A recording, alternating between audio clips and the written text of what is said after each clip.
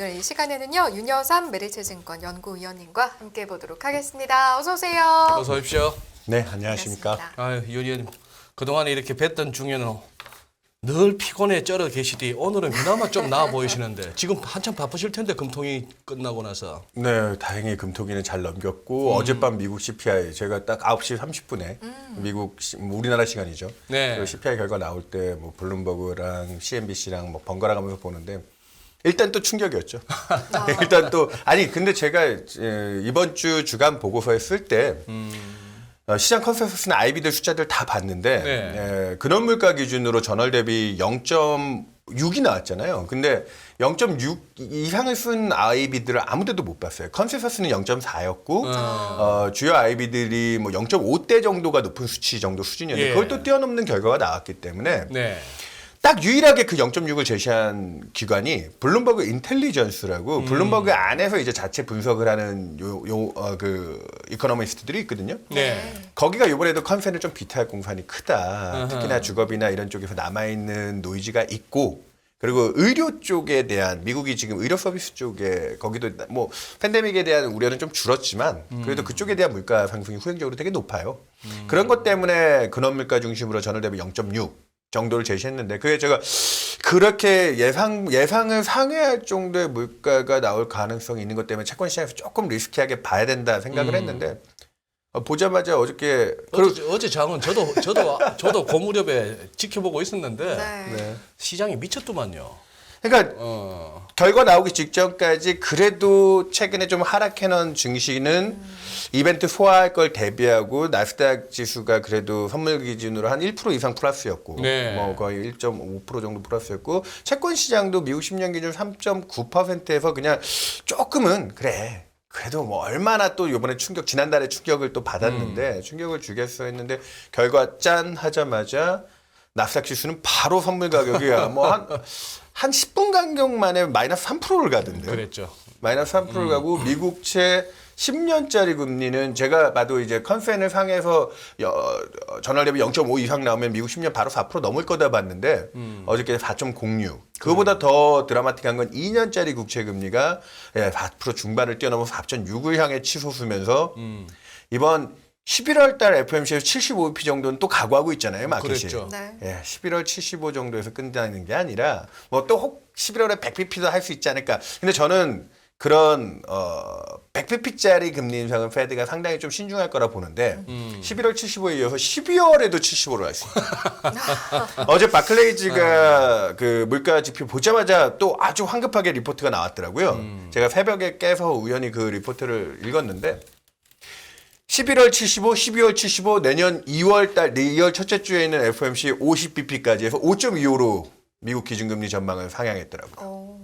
원래 바클레이즈도 뭐 대략 뭐 5% 정도까지 가느냐 마느냐 정도를 따졌던 그래도 조금 혹시하게 봤던 하우스인데 그런 IB들까지 나올 정도로 사실은 어제 물가 지표에 대한 쇼크, 충격은 뭐 미국의 통화 정책에 대한 기대들도 좀 상당히 좀 끌어올렸고 그리고 마켓 반응들도 그렇게 부정적인 반응을 이끌어냈는데 제가 오늘 아침에 출근하면서 저희 그 직원들하고 그 단톡방이 있거든요. 네, 예. 그 단톡방에서 나눴던 대화가 야, 진짜 이게 이상한 나라의 앨리스가 된 것 같아 진짜. 저희들끼리 농담처럼 주고받던 말이 분명히 어저께 봤던 미국 물가의 쇼크 충격은 오늘 아침에도 여전히 미국 나스닥을 중심으로 미국 증시는 마이너스를 크게 기록하고 끝내지 않았을까 했는데 새벽부터 제가 깼다고 아까 얘기 드렸잖아요. 네네. 새벽에 그 바클레이즈 보고서 보고 시장 가격을 보는데 잘못 봤는 줄 알았어요. 저도 그게 너무 신기하더라고요. 너무 신기했어요. 미국 증시가 네. 2% 플러스인데 잠깐만. 아, 나 듣고만 있는데도 지금 숨이 차. 우리 유니언 워낙 지금 빨라가지고. 네네네. 잠깐만요. 지금 우리 아직 우리 채팅창에 우리 진짜 우리 애청자분들은 지금 아직 그거 하신다고 서로 지금 막 서로 이렇게 아이디 불러가면서 이름 불러가면서 인사하고 계셔. 지금 유니언님 조금만 천천히 갑시다. 저 혼자 너무 달리고 있는. 왜냐면 너무 달렸어. 어저께 시장에 대한 잠깐만 아직 달리지 마시라니까. 네. 아우 그래가 지금 뭐 최대규님은 그러셨어. 지금 승희 씨 오늘 입고 빨간 재킷이. 맞죠. 어제와 오늘의 어제 나스닥과 오늘 코스피 시장, 코스닥 시장의 어떤 상승세를 의미하는. 아 근데 옆에서 자세히 보니까 이게 그건 아니네. 저 왜요? 연합뉴스 할 때 그 자켓은 연합뉴스 할 때 자켓은 아니네. 아 그러니까 제가 나중에 각 잡고 한번 각 잡고 한번? 네네. 근데 그 각 잡고 나오는 날은 좀 시장이 침울한 날일 테니까 그런 날이 없기를 바라면서 네네. 그래서 지금 이제 우리 또 유경희님도 그러세요. 천둥이 막 울렸는데 네. 시장을 말씀하시는 거예요. 네네. 그 천둥이 울린 이유가 뭔지나 이유를 뭐라고 갖다 붙였는지 시장에서 아 시장 사후적으로라도 사후적으로. 궁금하신 거지. 일단은 제일 핵심 그러니까 말도 좀 천천히 하겠습니다. 네. 제가 원래 수미가 아빠 듣는데. 아니 저는 그러니까 제가 애널리스트계 래퍼라는 별명을 갖고 있긴 한데 예. 조금 침착하게 워낙 시장 상황이 좋습니다. 긴박하게 돌아간 것도 있어서 네. 제 말의 호흡도 좀 빨랐던 것 같은데 그래요. 맞아요. 좀 천천히 예. 얘기 드리면 예. 일단 제일 표면적으로 드는 결정적인 이유는 수급적인 얘기를 많이 했어요. 수급적인 얘기를 하면서 무슨 얘기를 하느냐? 나스닥 지수가 다시 이제 그 MDD라고 하죠. 최대 지수 고점 대비해 가지고 드로우다운이라고 하는 이제 하락폭을 누적적으로 추산하는 그 지표를 놓고 보면 고점에서 35% 지난 6월 말 7월에 찍었던 저점을 깨고 지금 내려가고 그랬죠. 있는 상황에서 11월 FOMC까지 어제 물가에 대한 리스크도 충분히 대비하기 위해서 지금 미국의 뭐 주식 시장만 그런 게 아니에요. 모든 채권 시장도 그렇고 외환 시장도 그렇지만 요 달러는 이제 반대 좀 포지션이긴 하겠지만 네. 매도, 풋옵션 같은 것들이 누적 잔고량들이 최고치예요 지금. 그 장 빠진다 쪽에 주식 빠진다 쪽에 굉장히 해지가 됐건 투기가 됐건 엄청 그렇죠. 쌓였다는 얘기지. 방향성이 그쪽이라고 네. 하고 그쪽으로 이미 몰려가 있는데 어저께 미국 그러니까 근데 그거에 대한 물량이 어저께 이제 이벤트 소화 전부터 조금 풀리면서 플러스를 내다가 쇼크가 들어오니까 순식간에 마이너스 3% 갔잖아요. 그러면 이제 사람의 마음이라는 게 이제 두 가지 심리가 들어요. 야 이거 더 빠질 것 같은데라고 했으면 푸시 더 써야 되겠지만 지금 누적적으로 쌓여있는 잔고만 봐도 이거 그래. 저희들이 쓰는 속된 표현으로 났는데 우리 왜 고스톱을 치면은 났잖아요. 났어요. 당구장 쳐서도 났어요. 예, 전문 승리를 용어 하면 나왔네요. 네. 났는데 난 상황에서는 그러면 빨리 거기서 남부는 빠져야죠. 그렇지, 그렇지. 그러다 보니까 주축 그 매도 세력들 중에 일부가 그러면 그분들이 빠지면 풋옵션이 어나인딩이 되면서 가격이 올라가 버려요. 그러면 애초에 나는 더 빠질 것 같은데라고 생각했던 그쪽에 어저께 3% 정도 선물 가격이 빠진 건 대단한 그리고 플러스 4%에서 3%까지 4%가 빠진 거잖아요. 그러니까. 거기서 이제 그 매도 세력들이 좀 일부 탈선하면서 정리할 생각이 없었던 사람들조차도 이거 단기적으로는 한번 감기는 상황에서 나도 좀 빨리 치고 나가야 되겠네. 이게 남아있다가 먹었던 부분들을 좀 토하겠는데 그 부분들이 다 감기다 보니까 마이너스 3% 같은 게 플러스 2.5까지 올라가 버려요. 저점 대비 5% 넘게 가버렸죠. 근데 그게 주식시장 쪽에서는 납득이 되지만 사실 미국채 10년 금리도 4.06까지 갔다가 채권 쪽도 10년물이. 네, 채권 쪽도 쇼쇼에 어마어마하게 많았거든요. 그리고 미국채 30년 금리는 2011년 이후 최초로 4자를 봤습니다. 아하.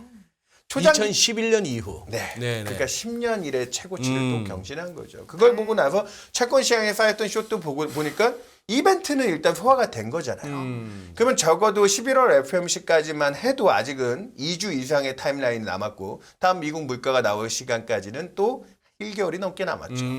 그러다 보니까 그런 쇼 쪽의 세력들이 큰 틀이 매크로 판이 바뀐 건 아니고 여전히 이 물가 상황 자체가 통화정책이라든지 실물 경제 쪽의 부담 요인은 맞지만 네. 단기적으로는 그 청산에 대한 욕구들이 그 누적적인 그 쇼포지션 잔고들의 사상 최대치였거든요. 그런 것들이 감겨졌던 게 첫 번째 가장 직접적인 원인이라 보고 있고요. 네. 두 번째는 방금 좀 간접적으로 얘기드렸지만 시간을 벌었다라는 또 시장에 그동안 워낙 주식이 주요한 기술 어저께 보니까 뭐 짐 크레이머 CNBC 보니까 짐 크레이머 나와가지고 뭐 자기가 보고 있는 오실레이터 보면은 지금 그러니까 기술적 분석을 보는 네네. 거죠. 과도하게 하락한 상황에서 주가가 여기서 더 빠질 수 없다 뭐 이런 얘기도 하더라고요. 그런 부분에 대한 기술적인 요인들도 들어오고 또 하나 어저께 미국 물가를 이제 살살 발라내가지고 안에 세부 내용들을 봤더니 가장 미국 지금 물가 상승을 주도하는 요인이자 가장 후행적이라고 보고 있는 주거비 쪽에서 전월 대비로는 여전히 상승 강도가 제법 세요. 어. 하지만 전년 대비로 이제 놓고 보면 트렌드가 이제 좀 꺾이는 쪽으로 들어가는 게 아닌가라고 하는, 이건 약간 사후 약처방격이기도 하지만 미국 물가가 어저께 서프라이즈임에도 불구하고 이보다 또 더 좋을 수 있느냐에 대한 해석. 이게 지난 7월 달에 확인했던 미국 6월 CPI도 6월 달에 미국 CPI가 5월짜리가 나왔을 때 그때가 6월 10일 날 쇼크였거든요. 네네. 그때가 3월 달에 기록했던 고점 뚫고 올라가면서 아 이거 물가에 대한 충격 우리가 오판했구나 이게 고점이 아니었구나라고 하면서 6월 달에 그때 시장에 한번 사단이 났고, 그래서 7월 달에 확인하는 6월 미국 CPI가 또 굉장히 걱정을 많이 했는데 수치는 전년 대비로 9%를 찍었어요. 그러면은 시장이 그날 망가졌느냐? 아니요. 아이러니하게도 그때 금리도 빠지고 주가도 오히려 올라갔었습니다. 어. 왜 그런 흐름이 나왔느냐? 방금 얘기 드렸다는 거랑 좀 비슷한 현상이에요. 네네. 이것보다 더 물가가 치고 올라갈 수 있는 더 서프라이즈를 낼 만한 백그라운드야라는 게 그때 그러고 나서도 지금 또 노이즈들이 있긴 하지만 네네. 7월 달에도 YOY 9%대 물가를 보고도 시장이 진정됐던 흐름이 있거든요. 그러니까 어젯밤에도 제가 좀 말이 장하게 길었지만 지금 가장 후행적으로 가고 있는 주거비와 같은 부분에 대한 부담까지도 피크아웃을 한다라는 측면에서 이제 물가 쪽에서 더 이상 서프라이즈가 얼마나 나올 수 있지에 대한 생각들도 조금씩 하기 시작했다라는 점. 그래서 분명히 이제 11월 FOMC에 자이언트 스텝 들어올 거고 12월에도 자이언트 스텝을 걱정하고 있지만 네. 11월에 확인될 10월 미국 CPI는 이제 더 서프라이즈가 나올 거냐에 대한 생각들을 조금씩 하기 시작했다. 한 달 후에 나오는 10월 CPI는 네, 설마 또 그때 놀래키겠느냐? 네, 일단 요약하자면 제일 큰 측면에서는 수급적인 측면에서 다들 막 인플레 아직 안 잡힌 네. 상태에서 아주 쎄하게 나올 거다 싶어서 막 다들 하방으로 질렀다가 네, 국채 쪽에서도 국채 막 팔아제끼고 금리 네. 또 오를 거야, 시장 금리 네. 오를 거야라고 배팅을 해놨다가 네, 막상 나오니까 그렇게 일단 반응은 했고 네. 그때 그 반응할 때 이렇게 그래프 보니까 아주 극렬했죠. 그 사람이 이거 두드리 갖고 나오는 주문이 아니야. 그거 완전 기계들이 일시에 그냥 왜냐면 10분 간격에 그 그러니까. 지수가 그렇게 2, 3%가 전환되는 게 쉽지 않죠. 그러고 나서 이제 쇼커버링이라는 측면에서 봐주면 되겠고 두 네. 번째는 설마 여기서 뭐 요약하자면 인플레 피크아웃 네, 여기서 그거 할 거 아니냐. 네. 그 정도가 일단 그거 하다. 네. 그렇다면은 여기서 바로 이어지는 질문이 네. 요번에 좀 반등 좀 갈 것 같다. 그러니까 지금 저는 사실은 7, 8월 달에 피벗 얘기 나올 때 그때도 제가 이전에 출연하면서 그때 그 얘기들 좀 했고 저도 네. 좀 믿었었어요. 왜냐하면 네. 물가는 아까 그 얘기했던 7월에 확인된 6월 CPI를 정점으로 피크아웃 할 거니까 중앙은행들이 그것만 봐도 조금은 톤다운을 해주지 않을까? 그리고 7월 달에 워낙 리세션 콜도 늘었고 네. 그때 유럽에서 에너지 문제 때문에 유럽의 저신용 기업들의 하이드 스프레드 같은 게 위험의 임계치라고 불리는 한 700bp 정도까지도 스프레드가 벌어졌었기 때문에 그때 그래서 그 피벗이 그러니까 이제 물가는 정점을 치니까 중앙은행이 물가 통제력을 가지고 여기서 파이낸셜 모멘텀 그러니까 저는 왜 올해 3분기가 제일 중요하다. 그리고 저는부터 소장님한테 9월이 되게 중요한 골든타임이라는 얘기를 네. 몇 번을 했던 걸로 제가 기억이 나는데 그 이유 중에 하나는 4분기부터는 제가 그래서 여기서부터는 아까 정확한 질문의 요점이 좀 이제 이런 반등의 여지들이 좀 길게 끌고 갈 수 물가 정점 쳤다고 하면 좀 안심할 수 있는 거 아니야? 아니요. 저는 4분기에 뭘 걱정하고 있냐면 그동안은 bad is good이라는 단어들이 쓰였었어요. 그랬죠. 그러니까 지난주에도 미국 고용지표 잘 나왔을 때 지표 잘 나오니까 오히려 통화정책에 대한 걱정. 그리고 지표 나쁘게 나오면 그놈의 피벗. 월스트리트저널에서도 얼마 전에 보니까 지난해 11월 달부터 총 마켓이 한 5차례 정도 그 통화정책 기조의 전환, 이 피벗 기대에 5번 정도 속았다. 뭐 이런 기사들도 있었는데 네. 저는 그 골든타임은 끝났다고 봐요.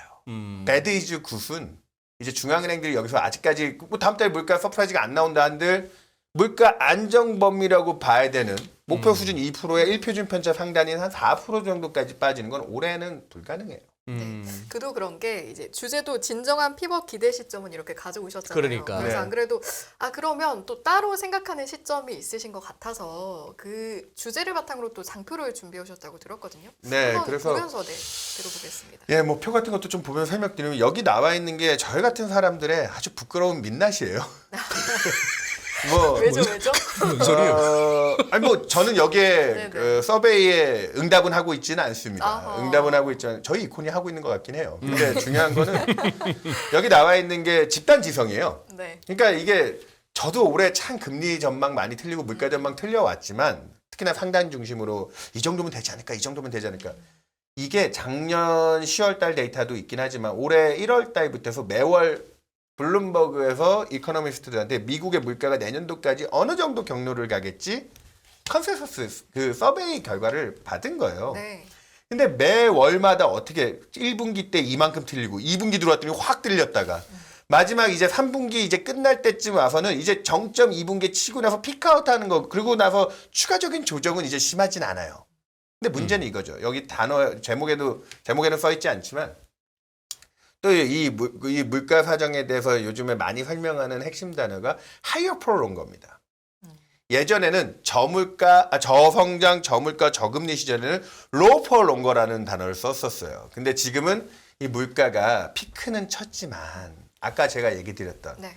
적어도 안정범위라고 하려고 하면 4% 내외 정도의 뭐 근원 물가라도 아니면은 헤드라인이라도 좀 빨리 식으면 그렇게 가야 되는데 그 시점이 내년 1분기까지도 힘들 것 같아. 그러니까 제가 방금 피벗에 대한 얘기를 하는 게 지금 또 최근에 여러 노이즈들, 영국 문제도 터지고 여러 금융시장 불안 요인들이 있기 때문에 중앙은행이 여기서 다음 달이라도 물가가 예상보다 좀 잡히면은 좀 이제는 아까 제가 파이낸셜 모멘텀이라고 했죠. 네. 금융 환경 측면에서도 조금 바닥을 깔아줄 수 있는 여지가 있지 않을까 생각하지만 네. 저는 올해는 없다. 올해는 그걸 기대하는 게 올해는 어렵다. 그게 쉽지 않을 거다. 그래서 지금 이 장표에 나와 있는 그림 경로대로 놓고 보면 그 아까 얘기했던 진정한 피벗을 기대하려고 하면 일단 최소 조건이에요. 물가가 안정 범위 내까지 들어가는 상황을 봐야 되는데 요 그림으로 또 연결해서 그림 2번으로 연결해서 네. 놓고 그냥 연결해서 얘기 드리면 네네. 보시다시피 지금 단 한 번도 이제 60년대 이후 이제 미국의 통화 정책이 성숙해서 이제 제대로 금리 타겟팅을 하기 시작한 이래로 미국의 이제 금리 인상의 끝단에 들어갈 때 이 단 한 번도 물가보다 낮았던 적이 없어요. 그것도 특히나 제일 핵심이라고 하는 근원 물가, 그러니까 에너지라든지 뭐 저기 식료품과 같은 변동성 큰 요인들을 제거한 정말 핵심 물가 정도 수준보다 기준금리가 금리 인상 끝단에서 낮아본 적이 없어요. 이번에는 이례적으로 제로금리까지 갔던 상황이기 때문에 물가가 그 수준을 높여서 상했지만 이게 급하게 올라가니까 이거 금융위기 이후에는 물가가 안정적일 때는 통화정책이 좀 완화 기조를 여유 있게 가져갔지만 네. 이번 국면은 이 치솟는 물가를 잡기 위해서 중앙은행이 이거를 일각에서는 골든 크로스라는 단어를 씁니다. 뭐냐? 최소한 네. 정책이 노력을 해서 물가를 제대로 눌러주려면 그 수준 이상은 봐야지. 내년에 지금 또 이제 저희가 또 틀릴지 모르지만 저희 같은 전문가들의 컨센서스는 내년 상반기쯤에 미국의 코어 PC 기준으로 근원 물가는 4% 내외 정도까지는 안정화될 거다. 그래서 지금 마켓 추정으로는 연준의 점도표로 4.75 정도를 얘기하고 있고 일부 IB들이 5% 정도. 그렇게 해서 내년 1분기에 이 골든 크로스가 일어납니다. 이때 이 정도는 돼야 중앙은행이 우리 최소한 할 만큼 했어. 그래요? 우리 물가보다 높은 기준금리까지 끌고 왔는데 그 정도 미국 기준화의 그런 정도의 통화정책에 어느 정도 신뢰를 쌓아놔야 거기서부터 이제 피벗이라든지 차후에 이제 물가 외적인 요인들에 대한 시각들을 좀 더 적극적으로 돌릴 수 있다. 그래서 저는 피벗 하고 있지만 진정한 피벗적 아까 뭐 배드이즈 굿이라는 얘기를 했잖아요. 네네. 그거 가기 전까지 이제 시장은 마지막 고비입니다. 배드이즈 배드를 겪어야 됩니다. 또 가슴 떨리는 소리를. 또 아니요, 그러니까 해주시니까. 채권쟁이니까 제가 하는 얘기기도 하지만 아니 오히려 넘어지려고 할 때 사람이 어설프게 안 넘어지려고 막 버티다 보면 더 크게 다쳐요. 그것도 맞죠. 그러니까 지금 시장은 지금 쌓여있는 이 금융 환경에 대한 스트레스뿐만이 아니라 이제 본격적으로 4분기부터는 실물 경제가 받아야 될 스트레스. 그러니까 나쁜 걸 나쁘다 인정하고 거기에 주가가 빠지는 반응. 그러니까 어설프게 정책들이 받쳐줄 거야. 이런 기대로 나왔을 때가 거기가 찐바닥이 될 거다. 그래서 저는 그 과정이 고통의 기간이 아주 길 거라고 보지는 않습니다. 딱 앞으로 한 분기입니다. 그 한 분기 동안 지금 뒤에 그림들 좀 더 설명을 드리겠지만 네. 지금 사실 미국 보면은 미국 실업률 얼마죠? 3.5%예요. 아니 근데 더 아이러니한 얘기 하나 해드릴까요? 영국 실업률 얼마인 줄 아세요? 영국도 지금 3.6인가 7인가 영국 역사상 가장 낮은 실업률이에요. 그래요? 그러니까 사람들이 그 고용시장 사정을 놓고 생각해 보면 이게 무슨 경제가 나쁜 거고 침체냐는 거죠. 근데 영국은 지금 국채금리 움직이는 거나 영국 지금 파운드화 움직이는 거 보면 영국 금융위기예요. 금융위기 아니라 진짜 이거 경제가 사단나는 꼴로 가고 있는데. 그래서 혹자들이 이 얘기를 해요. 파월 의장이 지금 통화정책을 백워드 루킹을 하겠다. 그만큼 신중하게 하겠다. 우리가 다 이런 거 다 면밀히 살피고 가겠다 했는데 제레미 시겔과 같은 미국의 유명한 석학은 뭐라고 했는지 아세요? 백워드 루킹이 아니고 백미러 루킹하고 아니에요. 중앙은행들이.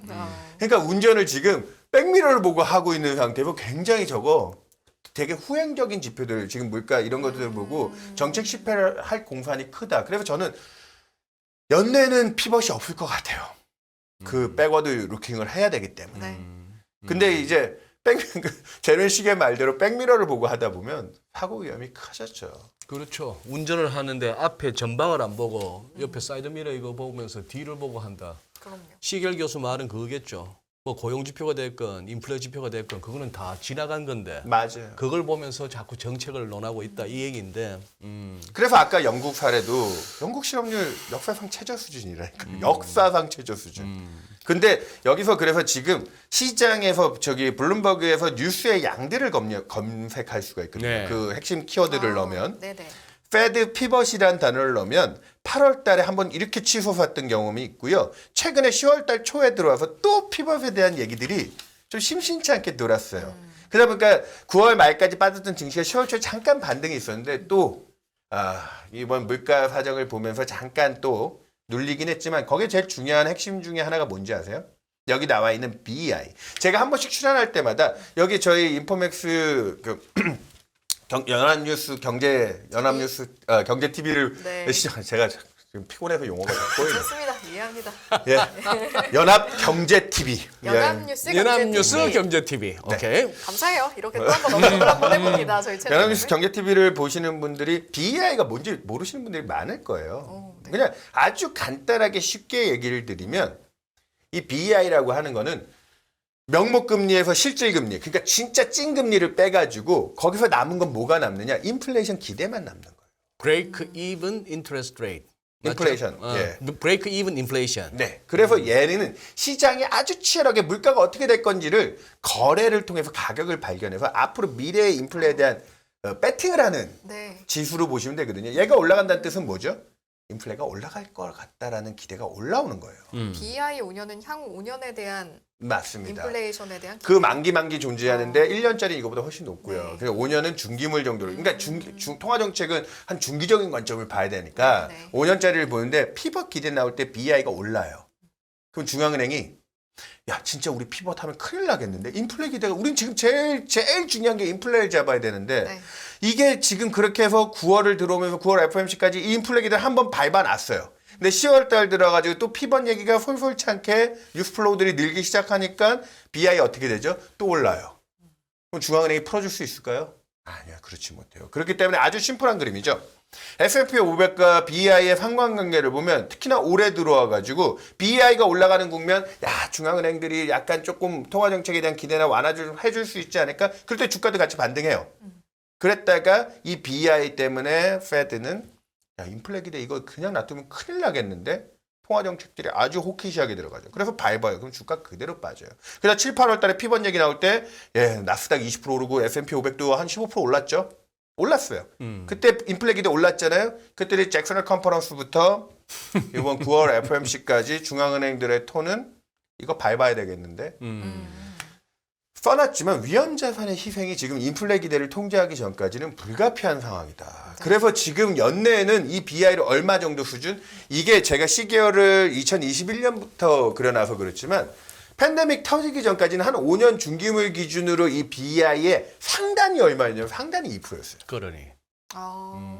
근데 아직 최근에 이게 지금 어저께 종가도 제가 보고 왔거든요. BI 5년짜리 2.4%예요. 아직도. 네. 중앙은행이 못 풀어줘요. 그래서 제가 그러면 지금 그래서 주식 다 팔란 말이냐 뭐 위험자산 쳐다도 보지 말라는 거냐 계속 이걸 좀 잡는 데까지는 그리고 이게 저는 봤을 때는 한 2% 정도까지 깨고 내려가면은 시장이 트레이딩에서 거래하는 BI 측면에서는 충분히 시사점을 줄 만큼 빠진 거고 그래서 다음 달에 CPI 결과가 서프라이즈하지 않게 나오기 시작할 때부터 이제 남은 고비는 뭐냐? 진짜 나쁜 지표들이 이제 눈앞에 실물 데이터 중심으로 이제 확인이 될 거라는 거예요. 그동안은 센티먼트 지표, 주식과 같은 이렇게 선행성을 띈 지표들이 나쁜 거였는데 올해 4분기부터는 정말 경제가 나빠질 거예요. 뭘로 보일까요, 그게? 예를 이제 들면. 보여드려야죠. 네. 정말 경제가 나빠지는 건 아니 뭐 간단하게 먼저 미국의 주택 시장이 그동안 제일 핫했거든요. 최근에 미국의 주택 시장들 뭐 좀 심리 안 좋아지고 제가 요 근래 또 뭐 몇몇 빠르게 미국의 월세 같은 거를 집계하는 사이트를 봤는데 아까 주거비 같은 게 사실은 렌트가 메인이잖아요. 네. 주거비. 네. 그게 지금 미국 물가를 잡고 있는데 지난달부터 미국의 전월 대비 월세 상승률도 보합권 정도 이제 마이너스 향해 가기 시작했다. 왜? 주택 심리가 그동안 워낙 금리가 급하게 올라오면서 이 NAHB라는 미국의 주택 협회에서 이제 가격과 거래를 통해서 뽑아내는 심리 지표인데 네. 얘가 기준선이 50이에요. 50 이상은 돼야지 주택 경기가 좋다고 얘기하는데 이게 지금 50을 뚫고 내려갔는데 얘는 주택 가격에 가장 속법성 있게 나오는 게 기준 주택 가격이 제일 속법성 있게 지난 8월 달까지 데이터가 나왔거든요. 네. 한 분기 정도 선행해요.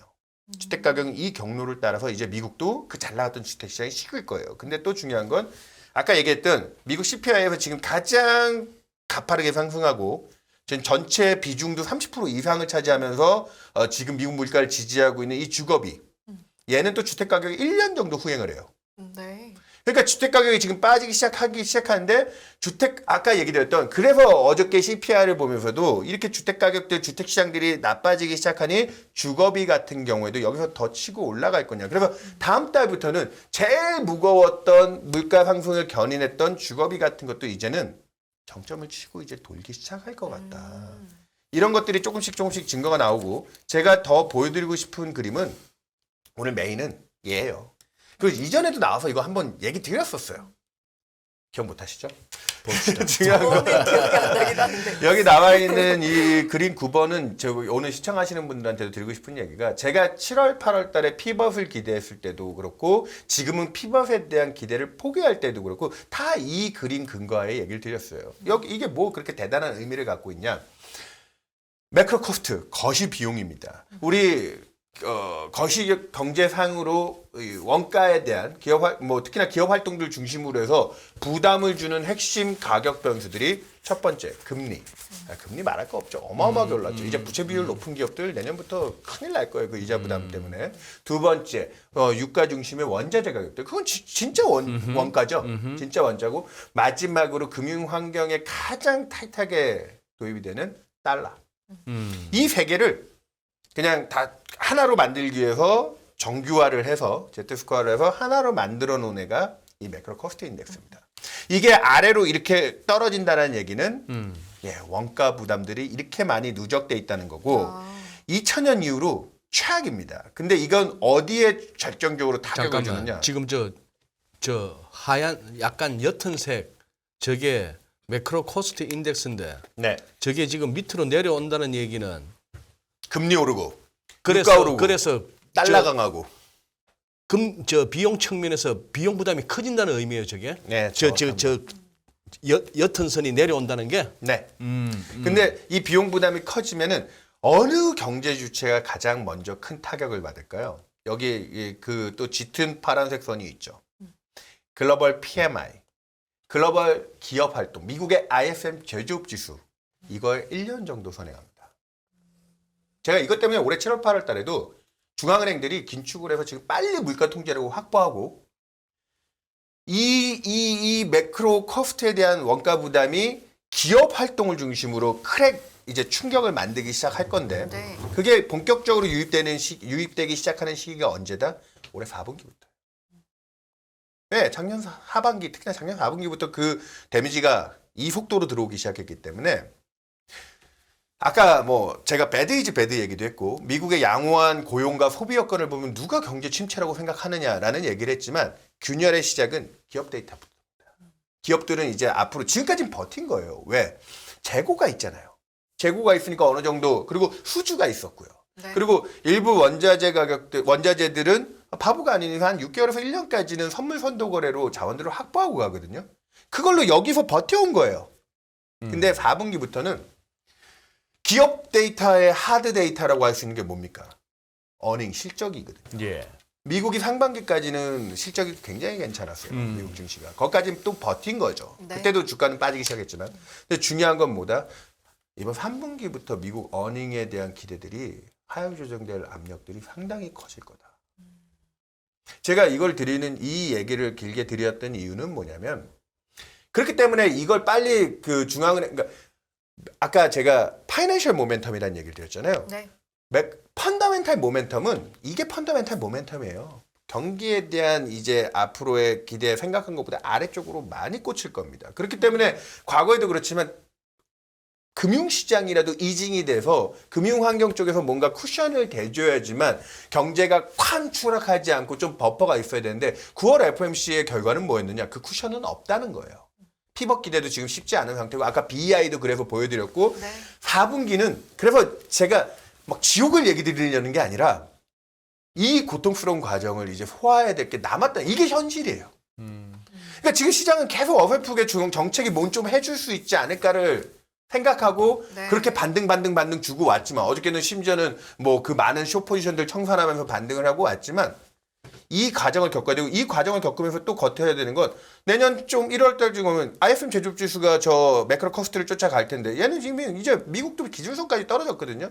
이제 기준선 아래로 경제 활동이 위축 국면으로 들어가기 시작할 텐데 미국 실업률이 시차를 두고 이걸 또 쫓아갈 거예요. 자, 그럼 실업률이 망가지기 시작하면 고용 확산 지수라는 건 미국의 비농가 취업자 수 있잖아요. 논팜이라는 거. 네. 그 논팜을 인덱스로 만든 거예요. 지수로. 얘가 아직까지는 견조한 영역에 있는 것 같지만 실업률 떨어지고 얘도 마이너스 가기 시작하면 소비 지출, 상관관계 굉장히 높죠.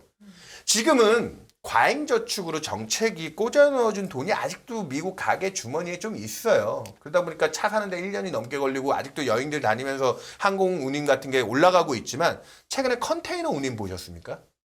상해에서 미국을 향하는 컨테이너 운임이 올 초까지만 해도 박스당 12,000불이었어요. 그게 지금 얼마인 줄 아세요? 어저께 이게 주 단위로 나오거든요. 어느 정도 떨어졌어요? 2,000달러. 2,000달러까지? 그러니까 이게 팬데믹 요번에 공급망 충격으로 그렇게 6배, 7배 치솟았던 게 제자리로 돌아와 버렸어요.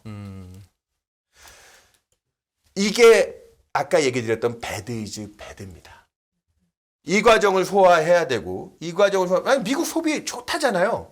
아직도 미국이 견고한 소비로 견뎌가지고 있다는데 그거 물가적인 측면 노미널 지표 요거 반영해 놓은 거 빼고 순수하게 물가 배제해 놓고 미국의 소비를 보면은 절대 물량 기준으로 나오는 거겠죠. 물가 가격 요건을 빼니까. 기고 있어요. 이제 더 뭘 이제 더 뭐 내구재 중심으로 미국의 중고차 가격도 전년 대비 이제 마이너스로 들어가거든요. 차 살 만큼 신차는 근데 왜 올라가지 가격이?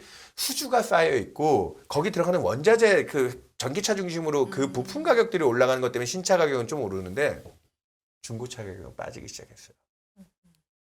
이게 지금 남아있는 진짜 내년도까지 IMF도 걱정하고 있고 뭐 이번 주에 JP 모건의 다이먼 회장도 뭐 너무 아무렇지 않게 미국 증시에 한 20%는 더 빠질 거다 이런 네. 소리를 하고 계시더라고요. 그러니까. 그런데 저는 뭐 모르겠습니다. 제가 주식 전문가는 아니어서 미국 증시가 20%나 더 빠질지 모르겠지만 그 다음 달에 미국의 물가가 이제 서프라이즈 위쪽으로 네거티브한 서프라이즈를 보이지 않는 단에서만 해도 좀 방어 기제들은 좀 나올 것 같긴 한데 이 쌓여있는 거시경제 비용들을 소화하는 과정이 한 분기는 필요할 거다. 그래서 내년 초에 미국의 진짜로 고용지표 실업률이 올라가기 시작하고 소비 활동에 좀 제약이 생겨야 아까 주거비 같은 그 주택 관련 지표들의 또 슬로우함들이 반영이 될 거고 거기서부터 이제 통화에 대한 압박 이런 게 진정이 될 거고 그러면은 지금 사실은 채권이 안전자산이 아니잖아요. 원래는 채권이 안전자산이어야 되잖아요. 그렇죠. 안전자산이 안전하지 못한데 무슨 다른 자산이 안전할 수 있겠습니까 지금. 금리가 거기서 먼저 진정이 돼야 됩니다. 근데 지금 유니언 말씀을 듣다 보면은 인플레를 생각할 것 같으면은 지금 이게 금리가 자 앞으로 연준이 금리를 몇 번을 더 올릴 것 같다. 네. 현재 당장 11월 달에 75bp하고 네. 심지어 12월도 75bp 한 번 더 할 가능성까지도 높아졌다. 네, 얘기되고 있죠. 연방기금금리가 그렇게 올라가면은 2년물이든 10년물이든 끌려 올라가게 돼 있죠, 금리는. 네, 그죠? 네. 끌려 올라가게 돼 있어. 근데 지금 방금 이렇게 몇 가지 차트를 보여주면서 말씀하신 거는 경기 측면에서는 앞으로 지금 우리가 몇 분기가 될지는 몰라도 꽤나 좀 추운 상황을 견뎌야 될 것 같다. 그렇죠. 그렇게 되면 그건 이론적으로 또 금리가 낮아지는 요인이잖아요. 정확합니다. 이게 어떻게 되는 거예요, 그러면? 올라가는 압력하고 내려가는 압력하고. 자, 오늘 뭐 이 시계는 또 왜 보셔, 겁나게. 아유, 또 제가 너무 말을 길게 해가지고 뭐 어디 갈 데가 있어서 그런 게 아니라 또 방송 시간 지켜야 되니까. 예. 그래서 지금 그래서 오늘 제가 드리고 싶은 얘기니까 핵심이 이거예요. 뭐 여기 계신 분들이 이런 뭐 금리 방향, 뭐 거시경제 환경이라고 그래 나쁜 거는 뭐 나쁜 건 나도 직감적으로 알겠어. 뭐 네가 굳이 이렇게 숫자로까지 보여주지 않아도 돼. 라고 생각하실 수도 있지만 지금 매크로 장면에서 진짜 우리가 제대로 된 배팅을 하려고 할 때 최소 조건으로 방금 제가 얘기 드린 게 그거예요. 그래서 안전자산부터 안전해지고 난 다음에 위험자산을 쳐다봐야 되는 거 아니겠냐라는 지극히 상식적인 얘기를 하는 거거든요. 지극히 상식. 여러분들이 야 지금 네 입에서 종목도 하나도 안 나오는데 지금 아무리 좋은 종목 들고 계셔 보세요. 이 매크로장이 안 받쳐주는 상태에서는 그 회사가 아무리 좋아도 그걸 논할 시기가 아니다. 안 되는데 제가 그래서 오늘 마지막으로 보여드리고 싶은 그림이 얘예요. 남의 거 숫자 갖다 써가지고 이게 좀 의미 있을까 싶죠. 방금 소장님이 정확하게 지적하신 부분에 대한 고민이 여기 담겨 있어요. 저는 얘네들을 뭐 맹신하지는 않습니다. 근데도 요번에 미국 CPI를 유일하게 잘 맞췄던 애들이고 또 블룸버그라고 블룸버그 하는 인텔리전스. 네, 네네. 블룸버그 인텔리전스라고 하는 저도 이제 블룸버그 저희 회사에서 써줘서 다행히 굉장히 비싸잖아요. 요새 이제 불대리가 있고 불과장 정도 되는 것보다 불과장까지는 안 가겠다. 뭐 한 연 5천 정도는 내야 돼요. 연 5천 정도. 네. 그러니까 뭐 인력 하나 쓰는 정도의 아이고. 그래서 이 블룸버그라는 회사가 단순히 IP 정보만 제공하는 게 아니라 거기에서 이제 자기네들이 이제 데이터만 모으는 게 아니라 이코노미스트들이 있어요. 그 이코노미스트를 뽑아서 얘네들이 지금 내년도 딱 1년 뒤까지 여기 전제를 해놨죠.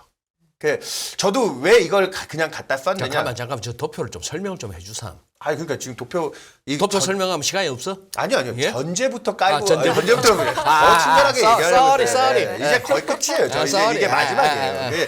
여기 나와 있는 게 내년도까지도 여기 하이 인플레이션 굿 그로스라는 게 있죠. 인플레는 높고 성장도 좋고. 네, 그 전제 조건이 얼마냐? GDP가 우리 내년도에 미국 경제가 침체가 올지 말지를 얘기하고 있는데 상당히 양호하게 지금 미국 컨센이 1%가 지금 안 되고 있거든요. 내년도 성장률 1.8%. 굉장히 양호한 그로스. 이 정도의 그로스가 나온다고 하면 물가는 6%.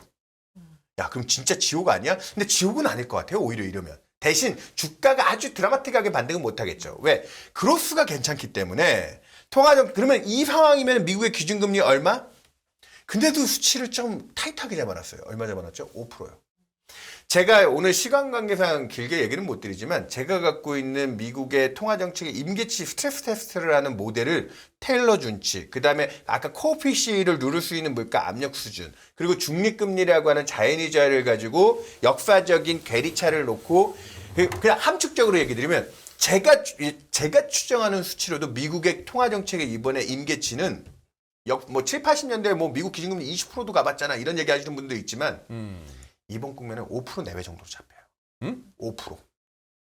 연방금리, 미국 연방금리. 그러니까 지금 뭐 아까 바클레이지가 내년도까지 5.25 얘기했잖아요. 네. 그 이상 가는 거는 미국이 지금 갖고 있는 성장성 요번에 일시적으로 과도하게 올라온 물가를 다 인정해줘도 과거랑 비교했을 때 지금의 그 능력치로는 5% 정도면 정말 허리띠 쫄라만큼 쫄라맨 수준까지 간 거예요. 근데 그거를 얘네들도 인정해서 내년도에 1.8에 6% 물가가 나도 미국 기준금리 5%에 이 기준하에 여기 2년짜리 국채, 5년짜리 국채, 10년, 30년. 이거는 채권 시장으로 보면 최악의 시나리오, 월스트 시나리오거든요. 금리가 그렇게 오를 거다. 얼마를 보고 있느냐. 미국 10년 금리 얼마요? 4.6이요. 기준금리가 5%까지 트라이하고 그 이상의 프라이싱도 일정 부분 될 수 있는데 네. 미국 10년 금리는 4% 중반을 프라이싱한다. 그리고 오히려 리세션에 빠지고 그래서 여기 보시면은 미국 물가가 순식간에 2%까지 식을 거고요. 그럼 미국의 기준금리 4.75까지는 올해 말 내년 초까지 인상을 하는데 내년 말 미국 기준금리 얼마까지? 4%까지 오히려 인하를 해야 될지도 몰라. 그럼 미국 10년 금리 얼마를 보고 있죠? 2.6%로 200bp의 룸이 있는데 그러네요. 자, 여기서 제일 중요한 포인트는 뭔지 아세요? 베이스 케이스예요. 이 두 개의 극단적인 스트레스 테스트. 이게 고점을 너무 타이트하게 잡은 거 아니에요라고 하시지만 지금 미국 물가 피크아웃 하는 정도에서 내년에 6%까지는 좀 유지가 된다고 하더라도 미국 기준금리가 갖고 있는 한계 쪽에서는 저희는 7%, 6%, 7%대는 불가능하다고 봅니다. 5%대 보고 있는데 베이스 시나리오로 미국 10년 금리 내년에 지금 보고 있는 흐름 그대로 간다면 얼마 정도로 보고 있다고요? 2.9%요. 자, 그래. 뭐 이것까지 다 얘기한 건 좋은데 이걸 가지고 우리가 투자의 아이디어를 뭘 얻으라고 하는 거지? 아까 소장님이 했던 말을 다시 되새김질 해보면 네. 내년 1분기까지 물가의 골든크로스 나오기 전까지 경제 지표는 나빠질 것들이 많습니다. 그때까지는 실물 경제 나빠지는 과정에서 인플레가 버티는 국면에서 통화적 미국의 기준금리는 인하를 해주겠습니까? 그때까지? 안 할 것 같은데. 아니죠. 예. 내년 상반기까지는 그런 기대는 없지만 지표가 망가지기 시작하면서 물가를 잡을 수 있을 정도 수준의 금리가 충분히 올라왔고 미국의 실업률과 소비 지표가 망가지기 시작할 때 채권 시장이 이런 식의 그 시나리오를 따라서 요 다음 페이지에 나와 있지만 이거 미국채 10년짜리 기준으로 시장의 컨센서스도 이렇게 움직이지만 그거보다 블룸버그 인텔리전스가 내놓은 숫자는 내년 1분기, 2분기 넘어갈 때 미국 10년 금리는 다시 3%까지 안정이 될 거라고 지금 수치를 내놓고 있어요. 저도 100분 동의하고 있는 바이고요. 이렇게 됐을 때 나쁜 경제 지표 소화해내고 채권 시장의 안전자산 주의로서 금리가 특히나 미국채 10년짜리 정도 되는 중장기 금리가 3%대 안정됐을 때 그때부터 주식시장은 다이어트가 거의 그때쯤 마무리되는 국면으로 들어갈 거다. 뭐가 마무리된다고요? 다이어트요. 다이어트. 지금 미국 주식시장 PR이 내년도 기준 포워드로 얼마인 줄 아십니까? 15배입니다. 그러면 되게 많이 빠진 듯 보여요. 다이어트 이런 식으로 하다가 잘못하면 쓰러져요. 뭔 다이어트가 아니고 이거는 뭐. 그러니까 거의 빈혈로 약간 기절할. 작년에 한참 높았을 때 30배까지 갔던 게 지금 15배까지 왔으면 뺄 만큼 뺀 거 아니야? 그래서 지금 다 뺀 것 같은데. 그래서 지금 아니, 같은 100kg 나가던 친구가 50kg가 된 거야. 그건 다이어트가 아니고 무슨 병 생긴 거 아니야? 그러니까 지금 그러면 좀 나을 줄 아는데 문제는 뭐냐면 4분기에 어닝이 빠지기 시작하면 그 PR 밸류가 다시 어닝 빠지는 것 때문에 그렇게 이게 몸무게는 빠졌는데 부피가 그렇게 안 빠진 듯 보일 거예요. 그게 내년 1분기까지예요. 근데 거기에 또 부담을 주는 금리가 요게 거기까지 빠지면 그래서 저는 내년 1분기가 되게 중요한 시간이라고 봅니다. 이미 골든타임은 놓쳤고 피번 얘기 나와봐야 올해 연내에 뭘 크게 돈 많이 쓰는 상황은 아니에요. 그리고 뭐 아까 다이먼 회장 같은 사람들 20% 주가 빠진다? 전 100분 동의하지는 않지만 한 10% 내외 정도의 추가적인 조정? 그런 거 정도는 제 여기 방송 듣고 있는 투자자분들도 그런 정도는 아마 각오하고 올해 시장을 지금 버텨가고 있을 거라고 저는 생각합니다. 그러면 그게 풀릴 실마리는 아까 얘기했던 배드 이즈 굿? 이제 그건 버리자. 정말 나쁜 걸 나쁘다고 인정하는 상황까지 왔을 때 미국 10년 금리가 그걸 받아주면 미국 10년 금리 3%까지 갈 거예요. 3%까지. 지금 3%, 4%잖아요. 3%까지 거기에 대한 다이어트가 나왔을 때 거기서부터 내년 하반기쯤은 진짜 연준이 뭔가 이제부터 떡밥을 그게 진짜 피벗이죠. 일단 내년 1분기를 좀 주목하고 안전자산이 말 그대로 안전해질 때까지는 일단 무한 대기하라. 이렇게 들리는데 무한대기라는 표현은 뭐 어떻게 하면 돼요? 움츠리고 있을까요? 무한 대기할까요? 저는 네. 무한대기라는 표현보다 존버가 낫겠네요. 버텨라. 근데 제가 오늘도 저희 아침에 저희 지점 한 군데를 갔다 왔어요. 네. 위원님이 그렇게 막 겁주시고 뭐 이렇게 해도 우린 주식 팔 수가 없어요라는 게 리테일 쪽에 계신 분들의 얘기예요. 그래서 저도 얘기했어요. 제 얘기 듣고 주식 파시는 거 아니라고.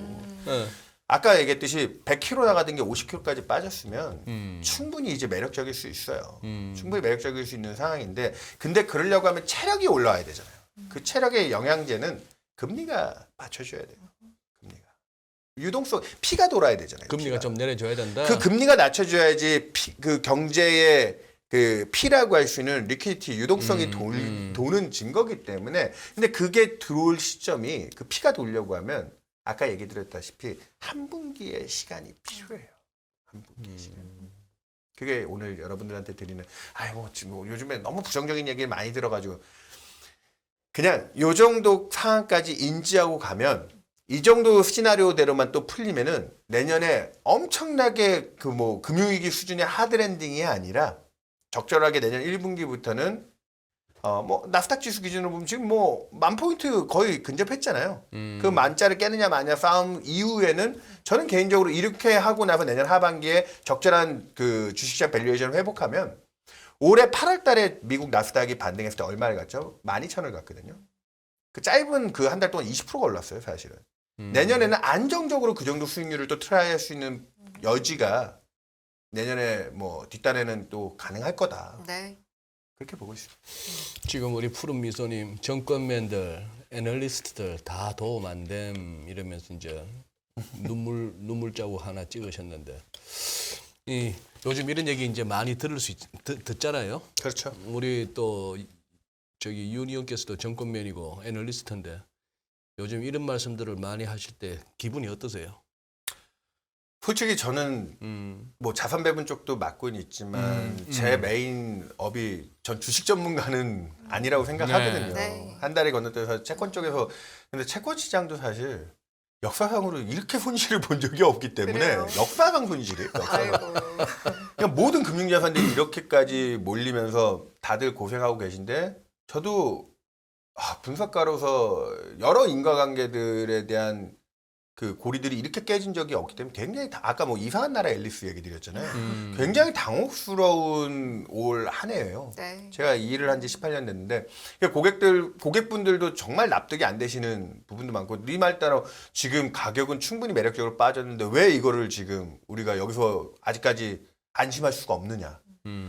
그 인과관계대로 회복하는 또 고리들이 연결이 돼야 되기 때문에 그래서 뭐 그놈의 지긋지긋하지만 물가 그리고 통화 정책 그래서 금리들이 안정화되고 그러는 과정들이 좀 순차적으로 풀려야 되기 때문에 저도 괴롭습니다. 저도 괴롭고 제가 진짜 뭐 오늘 아까 제 변명하려고 드리는 얘기 아니라 올해 제가 역대 연으로 따져보면 리포트 쓰는 양 그리고 절대 그 리포트 페이지 수 있잖아요. 그 분량으로 치면 저도 그걸로 또 사상 최고치를 썼더라고요. 그러니까 어려울 때 뭐라도 좀 더 해보려고 노력을 했어요. 네. 노력을 해봤는데 그게 고객분들 뭐 특히나 주식 투자하시는 분들한테 큰 도움이 안 됐겠지만 지금도 그래서 남은 한 분기 동안은 뭔가 지금 다시 기회가 있다고 하면 좀 더 적극적으로 어필 드리고 싶고 7, 8월 달엔 그걸 찾아봤는데 그 기대들이 조금 잡혀있는 상황이라서 그걸 풀 상황들에 대해서 그럼 뭐가 바뀌어야 되느냐를 지금 다들 생각하고 계시기 때문에 그래서 저는 아까 배드 이즈 배드라는 단어가 분명히 언론상으로도 이제 등장하기 시작할 겁니다. 그 국면부터 여러분들이 이제 진짜 찐바닥을 봤구나. 그 상징어로 오늘 그 말씀 한마디 남기고 가겠습니다. 그래요. 네. 조금 이렇게 우리 이 의원님께서 이제 한숨 돌리는 동안에 우리 이제 그걸 썸네일을 갖다가 악재가 호재로 바뀐 사연 블랙록 다운표에서 가장 정상이었나 하니까 이제 몇몇 분이 네. 블랙록 얘기는 뭐예요 하는데 뭐 블랙록 얘기는 별게 아니고 릭 라이드라고 블랙록의 그 CIO 네. 자산운용 총책임자가 어제 이제 인터뷰를 하는 가운데에 자기 커리어 중에 가장 미친 날이었다고 시장이. 내 시장에 이만큼 있어봤지만 이런 날 처음이다 하는 그 얘기입니다. 그래 어제 시장이 황당했다는 그 얘기였고, 그 얘기를 갖다가 앞부분에서 우리 이제 윤여삼 위원하고 한번 살펴봤을 때 아무래도 수급적인 측면하고 또 이제 인플레에 대한 그런 부분 아닌가, 좀 피크아웃 기대감 이런 거 아닌가 하는 얘기였고, 뒷부분에 와서 이제 조금 경기가 좀 안 좋을 것이다. 그 과정을 우리가 겪어야 된다 하고 나서 이제 승희 씨가 그러면 어떻게 하면 되나 했을 때 결국은 가장 현실적인 대안인 존버를 갖다가 제시하고 그랬더니 많은 분들이 또 그건 뭐 그게 결국 해법이야 뭐 이런 상황인데, 아까 제가 기억에 남는 아마 망가진 한량님이시 싶은데 제가 제대로 기억을 했는지 모르겠는데 어제 그 된통당했던 공매도 세력들이 오늘 복수하겠다고 또 한번 밀어버리면은 우째되려고 벌써 여기서부터 바닥을 논하느냐 이런 말씀을 하셨는데, 제가 드리고 싶은 말씀은 혹시나 이렇게 연합뉴스 경제TV에 화요일 금요일 진행만 하는 이진우를 보시면은 뭐 가끔씩 와갖고 실없는 농담이나 하고 뭐 어쩌든동 뭐 이제 대충 올라갈까 반등할까 종목 하나 주소 이렇게 사니까 저 희망 회로나 돌리고 이러는데 저 다른 데서 이렇게 하는 거 쭉 들어오신 분은 아실 거예요. 저는 아직 멀었다고 봅니다. 저는 아직 멀었다고 보고 있고 혹시 유니언 지금 제 얘기에 어느 정도 공감하시면 궁금해요. 만약 여기서 바닥을 잡고 장이 또 올라가잖아요. 장이 제법 힘차게 베어마켓 랠리 이상의 어떤 상승을 보내면은 그렇게 하면은 조금 이제 내 예전에 출근할 때 입던 옷 있냐 하고 뭐 이렇게 찾던 사람들이 다시 주저앉아. 이거 뭐 일자리 좀 알아보려 했는데 괜찮네. 계좌 다시 살아나네. 뭘 또 내가 나가가지고 서빙하던 사람들 같은 진상 손님 그 뭐 비 맞추고 걔들 팁이나 받으면 살아야 돼. 안 나가.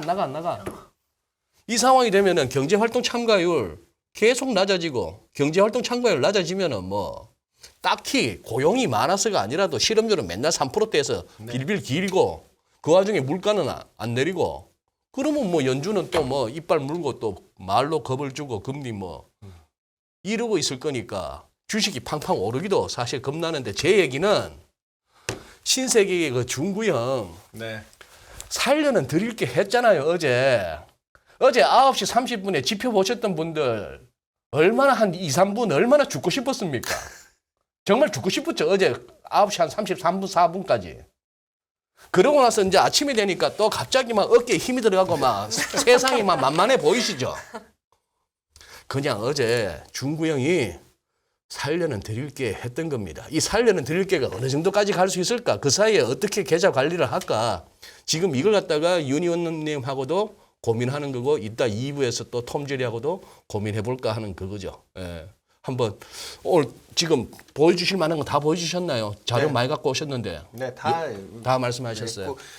제가 오늘 마지막으로 드리고 싶은 얘기가 저는 이제 금리 전문가니까 지금 이제 이 그러니까 금리의 역할이라는 게 그거잖아요. 사실 우리가 작년까지만 해도 워낙 좋은 세상을 살았잖아요. 그렇죠. 뭘 투자해도 맞아요. 되는 예, 부동산, 코인, 뭐 주식도 뭐 동학개미 했다, 화학개미 했다가 좋은지도 몰랐어요. 그래서 저는 그러니까 그게 이제 또 이렇게 바뀌고 났더니 이제 네. 뭐 미국채 10년짜리가 2년 전만 해도 0.5% 하던 게 지금 4%인데 그 3.5%포인트 오른 게 대단한 일이냐. 이 세상이 바뀌는 일이에요. 그러면 그 틀이 또 어느 정도 안정화되게 그러니까 여기 나와 있는 이 수치 여기 2.7%대를 지금 2024년까지 간다는 거잖아요. 이게 네, 뭔지 네. 아세요? 이 숫자가 함의하는 게 뭘까요? 미국의 중립금리예요. 미국의 지금 적정하다고 보는 성장과 물가를 유지시켜줄 수 있는 연방금리의 적정 수준이 연준의 추정치도 있고 골드만삭스나 저도 그런 방법론을 갖고 추정을 해보면 네. 딱 지금 2%대 중후반대가 나옵니다. 그걸 회귀해야지 정상적인 금융시장을 살아간다는 거예요. 그렇죠. 그러니까 그거를 가는 게 최소한 내년 1분기까지 진짜 이런 시나리오대로 움직여주기 전까지는 여러분들이 아까 뭐 희망회로 진짜 희망회로예요. 그러니까 너무 부정적으로 여러분들이 다 잘못했고 이게 아니라 이 매크로판이 안 받쳐줄 때 어려움들 이 안에서도 오른 종목들은 또 오를 수도 있다 생각하실 수 있는데 저는 채권 전문가로서 이 정도 백그라운드는 그래 여러분들이 제대로 된 판이 갖춰져야 싸울 수 있는 거 아니겠습니까? 그렇죠. 바닥이 안정적이지 않은데 무슨 얼마나 내가 크게 주먹을 휘두르고 오케이. 싸울 수 있겠습니까? 그럼 딱 유니온 그런 저기 식으로. 네. 보내드리기 전에 네. 지금 가져오신 자료에 그림 13하고 14가 네. 달러 얘기가 조금 있는데 요거 뭐 도표 설명이 됐건 뭐가 됐건 간에 요 달러 지금 어쨌거나 지금 환율이 이게 달러 강세가 좀 멈춰져야 주식하시는 분들이 마음이 편할 텐데 요 지금 메시지가 뭐예요? 그림 12, 13에서 13, 14. 13, 14 달러 이거 달러 얘기가 이거는 달러 얘기를 한 게 아니라 달러 얘기가 아니고 네, 지금 미국의 GDP 대비 이제 그 교육 조건을 그 또 더한 GDI가 그러니까 미국 국민들이 최근에 GDP는 마이너스인데 GDI라고 하는 교육 조건 달러 강세로 인해서 소비가 좋아져서 이쪽 소득 측면에서는 또 미국이 아직 경제에 대한 지금 GDI가 뭐의 약자예요? 그로스 도메스틱 인컴입니다. 그로스 도메스틱 인컴. 그러니까 프로덕트보다는 인컴이 교역에 따르는 그 플러스 마이너스를 더해 놓은 거예요. 근데 이 지금 달러가 강하니까 그게 구매력을 높여주잖아요. 그 측면에서 GDI는 GDP가 마이너스를 찍어도 아직까지는 GDI는 버텨주고 있어서 그게 미국 경제 주체들 특히나 가계에는 경제가 나쁘지 않게 느끼게 해주는 또 중요한 원동력 중에 하나거든요, 사실은. 그래서 지금 달러 강세가 사실은 미국 기업들한테는 이제 점점 독이 될 거예요. 특히나 애플이나 테슬라 같은 회사들은 가격이 너무 많이 올라가는 효과들로. 그렇죠. 다국적 기업들 저 바깥에서 매출 많이 내는 애들. 네. 그런 데는 부담을 주는데 가게는 아직까지 좀 소비 쪽에서 버티는 힘이 돼주는데 사실 그것도 좀 이제 끝물에 들어가고 있기 때문에 저는 환율 측면에서는 킹달러는 통화 정책에 대한 영향도 분명히 받고 있지만 사실 유럽이 지금 정신 못 차리고 있는 거에 대한 반대급부도 너무 커서 네. 뭐 지금 영국도 문제고 러시아 우크라이나 저쪽도 어떻게 풀릴지 모르고 그런 리스크들까지 좀 확인을 해야 되기 때문에 그거 사실 달러까지 농계를 전개하면 진짜 내년 1분기 안에는 금리 안정화되면서 뭔가 우리가 도모할 수 있는 상황이 될까? 라는 쪽에서 달러도 지금 사실은 기술적으로만 놓고 보면 달러 이거 유지 가능한 수준이 아니거든요. 아니에요. 그리고 미국 경제도 이제 점점 독이 되고 있잖아요. 사실은. 그러니까요. 네. 근데 뭐 좀 아직은 좀 예단하기 제일 힘든 가격 지표 중에 하나가 달러인 것 같습니다. 맞죠. 지금 말씀하신 대로 기술적으로 봤을 때 그리고 상식적으로 봤을 때 이게 언제 자빠져도 이상할 게 없는 달러 시세인데 안 빠지니까 환장하는 거지. 그 이번 우리나라 금통위 때 총재께서 해외 투자하시는 분들 한쪽에서 또 상투 얘기까지 하시면서 지금 이 정도 비싼 달러 때에서 해외 투자를 염두에 두고 달러를 사시려고 하는 게 과연 옳은지 생각해봐라라고 그러니까 예, 겁을 주시더라고요. 총재께서 그 정도까지 말씀하셨어요. 네, 그 정도까지 얘기를 하셨어요. 하나만 더. 네. 이번에 이창용 총재께서 그 터미널 레이트 최종금리 3.5%라고 언급하신 것 같은데 네. 이거 그렇게 딱 못 박을 수 있는 사안이에요? 그러니까 저도 아까 뭐 미국의 중립금리 해가지고 그걸로 추정해보는 얘기를 해드렸잖아요. 우리나라도 그런 식으로 중립금리를 추정해보면 우리나라는 2% 중반이 조금 안 돼요. 한 2.4%, 2.5% 정도 나오는데 네. 그거를 역사적인 변동성을 감안해서 그 아주 타이트하게 2표준 편차 정도 되는 통계적인 유의성을 예. 넘는 수준을 추정해보면 얼마냐면 우리는 그 한계치가 4%입니다. 임계치로 보는 우리나라의 기준금리는 4% 정도예요.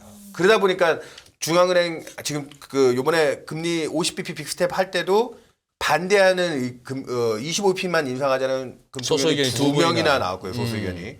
그리고 그 두 분은 기준금리를 3.5 정도 수준까지 올리는 것도 그보다 낮은 최종 금리 때 터미널 레이트를 생각하는 분들이 그분들일 거고 그보다 위에 단을 생각하시는 분들이 또 한 두 분 정도의 호키시한 금통위원이 있는 걸로 알지만 그분들조차도 한 3.75 정도를 생각하고 있어요. 그러니까 왜 그러느냐? 미국보다 왜 우리가 금리가 낮아야 되느냐? 미국은 요것만 얘기하고 제가 가겠습니다. 하셔도 됩니다. 네. 미국은 전체 신용대출을 제외하고 주택담보대출 중심으로 해서 변동금리부 대출 비중이 30%가 안 돼요. 아 그래요. 그러니까 미국은 통화정책 액션에 대해서 조금은 특히나 가계 서프라임 때문에 걔네는 그 민간의 부채에 대한 부담도 한번 디레버리징을 크게 하고 들어온 상황이기도 하고요. 변동금리 적용이 30%밖에 안 된다고? 안 돼요. 그래서 미국은 통화정책에 대한 기준금리 인상에 대한 부담이 적어요. 어디서 오히려 걸리느냐? 미국의 정부 부채가 얼마인 줄 아세요? GDP 대비 120%예요. 지금. 그러니까. 근데 지금 바이든이 또 학자금 대출 탕감해준다 뭐 이런 거에서 재정 적자가 뭐 이렇게 확 줄 수 있을지는 봐야 되지만 영국이 고작 GDP 대비 정부 부채가 102%입니다. 미국은 120%고요. 그러다 보니까 기축통화는 달러를 갖고 있지만 연준이 무리하게 긴축을 했을 때는 7, 80년대는 미국의 GDP 대비 정부 부채가 얼마였는지 아세요? 40%밖에 안 됐어요. 그러니까 그때는 인플레이션이 핫할 때 재정 같은 거 신경 쓰지 않고 강력한 긴축을 할 수 있었는데 지금은 미국 쪽에서는 가계가 걱정해야 되는 게 아니라 오히려 미국 정부를 걱정해야 될지도 몰라요. 금리 인상하는데. 근데 우리는 반대죠. 우리는 정부 부채에 대한 건전성은 좀 높은 편인데 변동금리 대출에 우리는 가계 특히나 70%가 넘잖아요. 네. 네. 그렇기 때문에 총재가 그날 명확하게 얘기했어요. 미국 75bp 하는데 우리는 왜 못하냐. 우리는 빅스텝 겨우 뭐 한두 번 하는 수준에 우리는 그 50bp 인상도 받는 스트레스 충격의 강도가 걔네 75bp, 미국 75bp보다 더 큰 거예요. 그러니까. 그래서 저희는 미국보다 왜 금리 역전되면서 외환시장의 불안을 유발하면서까지 오히려 제가 요거까지만 진짜 확 얘기하고 가겠습니다. 우리 이번에 금통이 날 빅스텝을 했지만 그날 $1 환율이 그날 달러 인덱스가 아시아 시장에서 강세였는데 원화가 그날 7원 넘게 빠지고 그리고 파운드 이슈 때문에 그날 더 10원 넘게 빠지기도 했지만 빅스텝을 해서 우리 원화가 그날 강세였다고 생각하세요? 9시, 10시 근기였게 우리나라 50bp 인상했습니다. 뉴스될 때 환율 전혀 안 움직였어요. 아무 반응이 없었어요. 맞아. 근데 아이러니하게 총재가 기자회견을 하면서 11시 때 터미널 레이트 3.5 얘기할 때 원화가 강세로 갔어요. 그거는 원래 시장이 생각했던 기대보다는 좀 도비시한 발언이었어요. 그러니까. 그리고 채권 시장이 그때부터 완전히 랠리를 하면서 시장 금리는 떨어지고 있는데 환율이 절상을 갔어요. 근데 이 부분에서 여러분들이 오늘 되게 정말 확실하게 좀 인식해 주셨으면 좋겠는 게 우리가 미국보다 금리가 낮아지기 때문에 원화가 약세를 간다. 아니요. 그건 진짜 오판이에요. 지난주에 호주도 금리 결정에서 18명의 이코노미스트들 중에 17분이 빅스텝 얘기했어요. 호주, 우리나라보다 기준금리 낮아요. 걔네 그 지난주 인상하기 전에도 2% 초반대였고 근원 물가는 호주가 우리나라 4%대인데 호주는 5%대입니다. 그럼 물가 사정 보면 호주가 더 다급해요. 걔네들 빅스텝 했어야 돼요. 근데 호주 베이비 스텝 했어요. 왜? 호주는 우리나라보다 직접금융 쪽에 대한 부분이 좀 미흡해서 증권사나 이런 게 발전 안 해서 맥쿼리나 안치와 같은 호주의 메이저 은행들이 부동산 쪽에 익스포저가 굉장히 커요. 근데 최근에 호주의 주택 가격이 전 세계에서 가장 가파르게 빠지는 지역 중에 하나입니다. 그러다 보니까 그런 쪽에 대한 리스크 때문에 호주 중앙은행이 빅스텝을 하지 못하고 베이비 스텝을 했고 우리나라도 지금 부동산 쪽에 받는 타격도 큰데 근데 웃긴 거는 호주가 그날 25bp 인상밖에 안 하는데 호주 달러가 그날도 달러 인덱스 강세 국면에서 호주 달러가 강세를 가서 절상이 됐어요. 그러니. 왜 그러느냐? 응? 한국이나 호주는 어느 정도 선진 권역의 경제 권역들이에요. 그래서 국가에 대한 신뢰성 쪽에서는 뭐 호주 트리플 A고요. 우리나라 더블 A입니다. 그 정도 신용도에서 아까 얘기 드렸다시피 우리나라 호주는 내수 경제 측면에서 이 부동산 경기가 잘못된 긴축으로 인해서 그쪽에 오히려 데미지를 받으면 외국인 투자자들이 저랑 이제 좀 네네. 접점이 있는 투자자들이 제일 한국 경제에 걱정하는 부분이 뭔지 아세요? 가계부채예요. 오히려 그 우리나라의 무리한 그 대외금리 차의 부담 때문에 환율 외환시장에 대한 심리적인 부분을 안정시키다가 무리한 금리 인상했다가 우리나라 내수 경제 쪽에 부동산 쪽에 큰 타격 받는다. 그러면 오히려 환율이 거기서 더 작살날 겁니다. 그게 요번에 터미널 레이트를 우리나라가 오히려 총재가 3.5%라고 얘기한 3.5% 수준이라고 그랬죠. 얘기했던 게 수준. 실기라고 말 잘못한 거 아니에요? 우리 다음 달에만 빅스텝에도 3.5%인데 그러니까. 뭐 실수한 거 아니에요? 우리가 갖고 있는 자생적인 그리고 외환 시장에 미치는 영향도도 외국인들이 이미 그걸 알고 우리나라 투자를 한다고요. 우리가 미국 금리 쫓아간다고 벨페가 황새 따라가려고 하다가 네. 무리해서 통화 정책 끌고 가면 그래요. 맞습니다. 오케이. 내부 데미지가 더 크게 됩니다. 제가 얘기가 너무 길었습니다. 이창용 총재가 뭐 최종 금리 3.5% 수준 그런 것들 실현할 그런 분이 아니고, 그런 분이 아니고 어쨌거나 참 재밌어요. 우리 연합뉴스 경제 TV 오시면 우리 유니언은 정파로 분류되고 우리 또 문홍철 파트장은 또 사파로 분류되는데 지난 수요일 날 또 문홍철 거기 팀장님? 파트장이 네, 파트장님. 저희 나와가지고 정파하고 사파가 똑같은 얘기를 하네. 자본 유출이 문제되는 거 없고 금리하고 환율하고 그렇게 상관관계 높은 거 없고 우리가 미국 따라 그렇게 올릴 이유도 없고 그리고 또 부채도 어느 쪽에다 그냥 우리가 사파 정파 우리끼리만 그랬을 뿐이지 결국 두 분 다 같은 분야에 계속 가고 계신 분의 일치된 의견이네요. 이건 근본이기 때문에 그래요. 오케이. 네. 처음에 뭐 앉으면 한 40분 하면 될 거야 하던 분이 지금 뭐 죄송합니다. 63분을 하셨어요. 자, 끝내야 되겠네요. 보내드릴까요? 네, 1부 이렇게 마무리해 보도록 하겠습니다. 오늘 이 시간은요, 윤여산 메리츠증권 연구위원님과 함께 봤습니다. 잘 들었습니다. 고맙습니다. 네, 감사합니다.